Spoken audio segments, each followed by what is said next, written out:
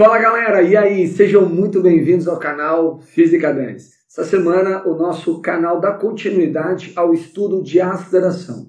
Estudo esse que na última semana iniciamos, dando um traquejo um pouco mais vetorial para essa grandeza.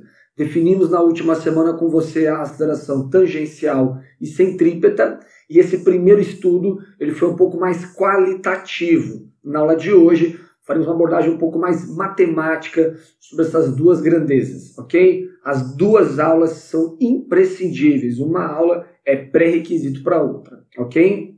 Queria aproveitar o momento aí e pedir para você que está tendo pela primeira vez o contato aí com o nosso canal, se curtiu, se inscreva, se atualize semanalmente com nossas dicas. E você que já é nosso amigo aí, já faz parte da nossa família, por favor, continue divulgando o nosso trabalho aí pelas redes sociais. Por favor mesmo, ok? Bom, gente, de resto, vamos começar então. Aceleração vetorial, segunda parte, as noções matemáticas que envolvem essas grandezas. Vem comigo, gente. Vamos lá então, gente. Primeiramente, vamos considerar o trecho de uma curva, como se mostra no desenho nesse momento. E sobre ela, representaremos para você um carro que nesse momento realiza essa curva. Notem que eu demonstro para você que esse carro está indo para a direita. E um jeitão de indicar isso é justamente colocando o vetor velocidade tangenciando o movimento. Se o carro executa para a direita, né, de forma horária, né, no sentido horário esse movimento, então o vetor velocidade, naquele ponto que o carro se encontra, ele está tangenciando o movimento. Última aula é isso. E a gente consegue perceber também que esse carro está realizando uma curva. E sendo um movimento circular, nós vamos estipular que o centro dessa curva esteja mais ou menos naquela posição. E sendo este um movimento circular, essa distância em relação ao centro se mantém. A ela, os matemáticos chamam de raio de curvatura. Perceba que na nossa última aula, nós definimos com você algumas ideias importantes. Primeiro, eu queria que você imaginasse que esse carro realiza esse movimento, neste momento. Eu estou garantindo para você que ele o faz de forma que ele aumente o valor de sua velocidade. Ele está acelerando quando realiza essa curva. E quando a gente estipula que o valor da velocidade está sofrendo alteração, com certeza teremos que ter uma aceleração paralela ao movimento. Esta aceleração, na última aula, nós a chamamos de aceleração tangencial. Nós já vamos registrar, mas eu queria lembrar a você que a aceleração tangencial é aquela que mexe no valor da velocidade. Notem que esse carro está ganhando velocidade ao longo do movimento. Só que, além do vetor velocidade mudar o seu módulo a cada instante, o vetor velocidade também muda a sua direção e o seu sentido a cada instante. Ou seja, estamos numa curva. E pelo que discutimos na nossa última aula, sempre que você realiza uma curva, existe uma aceleração que aponta para o centro da trajetória. A aceleração é essa que nós chamamos de aceleração centrípeta. Radial, porque está sobre o raio, ou mesmo de aceleração normal. Lembra? Porque forma 90 graus com o movimento em si, com a velocidade em si. Bom, vou registrar para você tudo que eu te falei. Notem só, nós temos dois tipos de aceleração. A primeira é a tangencial, que na nossa última aula eu pedi para você guardar, que é aquele tipo de aceleração que mexe no módulo, no valor da velocidade. Então a ideia é ver se o valor da velocidade ou está aumentando ou está diminuindo. Tendo alteração no valor, eu vou ter uma tangencial, que no meu caso está ajudando a velocidade, mas podia muito bem ser contrária, aqui para a esquerda, atrapalhando a velocidade. Além disso, como o movimento em si realiza uma curva, nós com certeza temos uma aceleração centrípeta. Lembre que a função dela é medir variações na direção da velocidade. Então, a cada instante, a aceleração centrípeta está medindo o quanto varia a direção do vetor velocidade. Tudo isso já tínhamos visto na nossa última aula.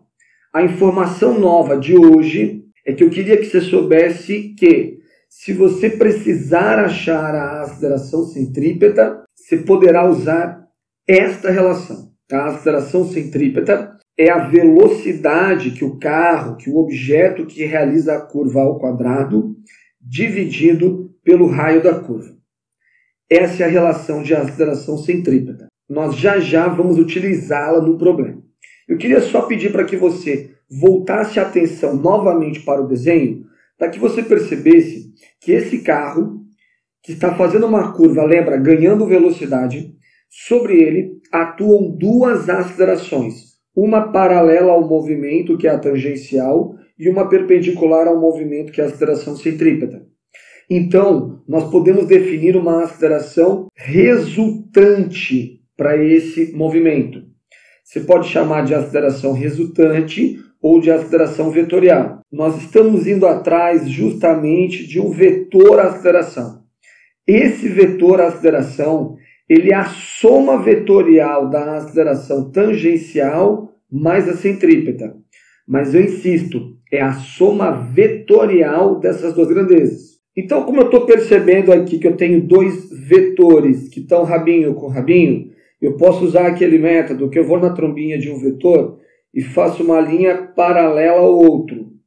Vou na trombinha do outro vetor e faço uma linha paralela ao primeiro. E onde justamente esses prolongamentos se cruzam é onde vai estar o meu vetor resultante. E ao fazer esse cruzamento, eu percebo que o vetor resultante estaria aqui, ó.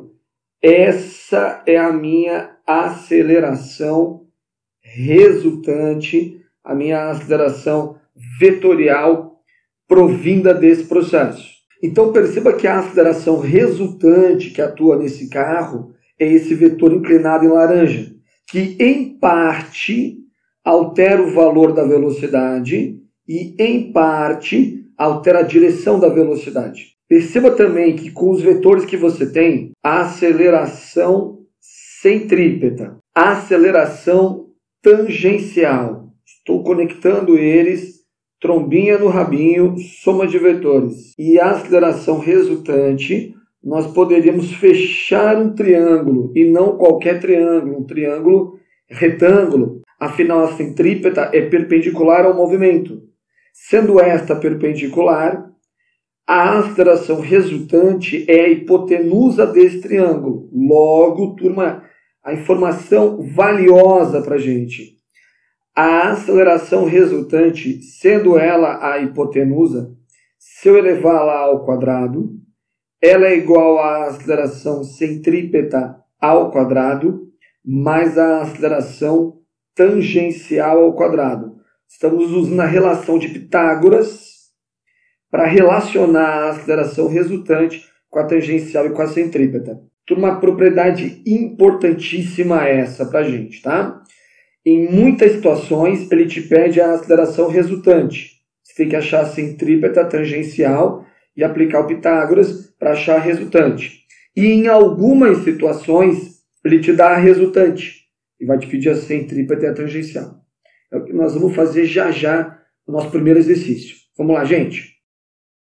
Bom, turma, esse exemplo da Universidade de Mauá fala o seguinte: um móvel está descrevendo um movimento circular uniformemente variado. Turma, notem que se está garantindo que o movimento é circular, tem que ter uma aceleração para o centro, sempre. E se ele é uniformemente variado, é porque o valor da velocidade está sofrendo alteração. Então nós vamos ter uma aceleração que mede a variação na direção e uma outra que mede a variação no valor da velocidade. Ele nos garante que esse móvel tem em dado instante a velocidade de 10 metros por segundo e que sua aceleração tem módulo de 8 metros por segundo ao quadrado. Moçada, notem que o que ele está garantindo para a gente é que esta velocidade que o objeto em questão possui nesse instante é de 10 metros por segundo. E essa aceleração que você vê aqui inclinada, até porque se você acabou de entender o que eu te falei na explicação, isso aqui seria a aceleração resultante, por isso que ela fica meio que inclinada em relação ao movimento. Essa aceleração ele nos garante que vale 8 metros por segundo ao quadrado. O que eu vou pedir para que você desde já entenda? Que como a aceleração está inclinada, uma parte dessa aceleração atua de forma perpendicular à velocidade. Já estou traçando para você aqui um eixo Y. E uma parte dessa aceleração, ela atua de forma paralela ao movimento. Notem, um eixo X e um eixo Y, que nos ajuda justamente a entender essa projeção. Turma, falamos disso algumas aulas atrás. Eu vou projetar a aceleração para cima do eixo Y e vou projetá-la para cima do eixo X. E ao projetar essa aceleração para cima do eixo Y, eu dou origem a uma aceleração, a uma parte da aceleração, vamos assim dizer, que está perpendicular ao movimento. Se ela está perpendicular à velocidade, é porque ela faz o papel de centrípeta. Só vou assinalar para você aqui, notem que ela está perpendicular ao movimento. É isso que está garantindo para a gente que ela é a centrípeta. Da mesma forma que se eu projetar a sombra dessa aceleração no eixo X, é um vetor que atua dessa forma aqui. Ó. Uma parte da aceleração atua desta forma. Notem que essa componente da aceleração não está ajudando o valor da velocidade. Ela é tangencial e, neste caso, ela atrapalha o valor da velocidade. Ou seja, a cada instante, esse cara possui menos velocidade, menos que 10 metros por segundo. E a cada instante também, ele tenta fazer uma curva cujo centro deve estar aqui para baixo. Afinal, a centrípeta aponta para o centro. Notem que o item A nos pede para determinar o módulo da aceleração tangencial. Ele quer essa componente, essa sombra da aceleração no eixo X. Turma, decomposição de vetores, a gente trocou uma ideia contigo há um tempo atrás. Vai ter uma componente que vai estar com o ângulo e uma componente que vai estar sem o ângulo dado. Sempre a componente que está com fica, lembra? Cosseno, e quem está sem fica seno. Lembra? Se não curtiu esse macete, dá uma olhadinha na aula de decomposição vetorial. Lá eu fiz certinho para você. Fechei um triângulo, tal, fiz seno, fiz cosseno e te provei matematicamente isso.